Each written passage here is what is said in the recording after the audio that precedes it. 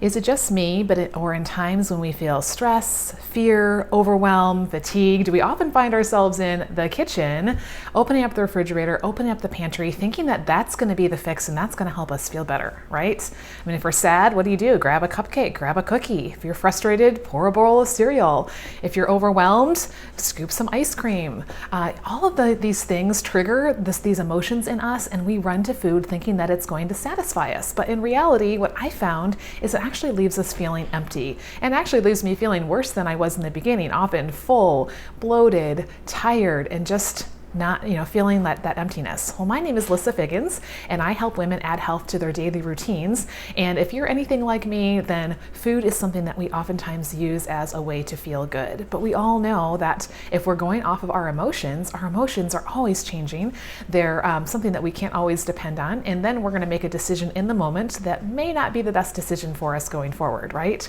So I've been thinking a lot about this because right now when I'm recording this, we are at a time in our country, in our world, when a lot of us are experiencing a lot of changes. There's a lot of unknown, there's a lot of fear, there's anxiety, there's loss, there's the unknowns of what is going to be coming and how long we're going to be in this situation. And also a lot of us are finding ourselves spending more time at home where we have the availability of food. It's right around the corner from where we're spending our day and the things that we're doing. So how do we really kind of address this idea of mindless eating and emotional eating and the impact that this has on our body? Well, I think it really comes with putting a few key things in place so that way we are developing a right relationship with food.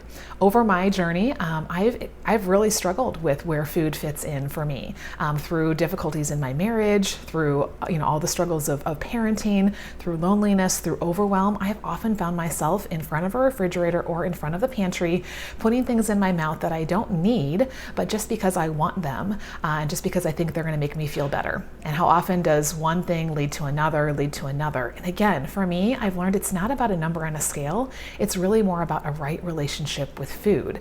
And so what I did is I sat down and thought, what are some things that I'm doing now and that I wish that I would have been doing back then that I could share with you that would help to really kind of put this in its right place?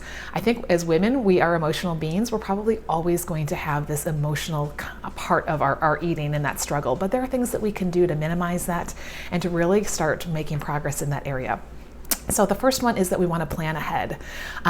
Plan ahead what you're going to have for the week if you can, or at least for the day, the night before or the morning of. Have a plan before you walk into the kitchen, before you just stand in front of the refrigerator. How often I'll see my family just open the refrigerator and stand there like something's going to jump out and hit them, right?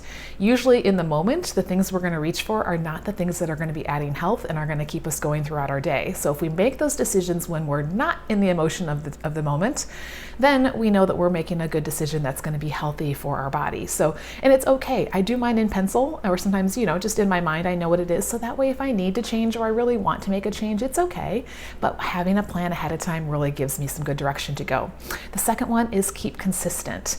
Right now, a lot of us are working from home. We have kids that we're schooling at home. Life looks different than it did just even a week ago. And so it's very easy to stay up super late, binge watching Netflix, sleep in, be like, oh yeah, I'll just get to these things. But really our body needs to be on that regular rhythm for our sleep, and our body needs to be on a regular rhythm and pattern for our food as well.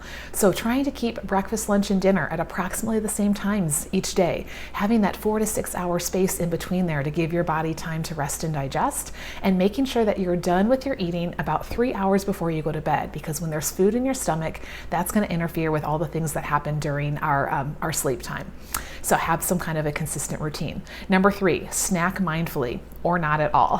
How often do you just think you want something, right? And oftentimes it's our body just saying, I'm thirsty. And usually when it's snack time, we're not craving the broccoli, right? Like, let's be honest, usually it's something crunchy or salty or sweet or carb filled and things like that. So what I try to do is when I feel that, ask myself, do I really need something? First question is, did I eat enough at my last meal? Because that's the first place to go. But then, do I really need something? Then I will drink a glass of water and go distract myself out of the kitchen. Go outside, go do something with your kids, go do something with your dog. Like, just get away for a few minutes, and then, 5-10 minutes later, ask yourself again, do I still really feel like I need something? And if you do, listen to your body's hunger cues. If so, do it. Grab something. Make sure that you're not focusing on carbs. Make sure it's protein, healthy fat, some veggies. And oftentimes we get distracted on something else and we never come back because really, we just wanted it. It wasn't that we needed it. So snack mindfully. Number 4, fill your plate wisely. This goes back to the one I was just mentioning. Make sure at each one of your meals, you're eating enough of the Fab 4. You guys hear me talk about this all the time. Protein, fiber, healthy fat, greens and veggies. If we have enough of that on our plate, our body is not going to be burning through it as quickly as it would if there's a bunch of carbs and empty calories. And so we're not going to be, looking for something 2 to 3 hours later. We're going to be full closer to the 4 to 6 hours. So really pay attention. Am I filling my plate with all 4 of those things and enough of those things? And if you find that you're not making it from one meal to the next and always needing a snack, then maybe think about adding a little bit more at that meal, because in reality, adding a little bit more to the meal will actually cut the calories that you would be snacking. So it really kind of ends up evening itself out. And I do want to make one point here, because I don't want you to be like, oh my goodness, this is legalistic. This is, I can't ever have a treat. Have planned indulgences. I love the idea of planning out on Saturday night, I'm going to have this. On Friday night, I'm going to have this. You've got that plan, and so you know that you're going to get to enjoy that. But the rest of the week is your regular healthy plan. So if you feel like you have that need, do that. And don't ever use food as a reward, as a punishment, or as a feel better fix, because we all know that it's not going to do that for us.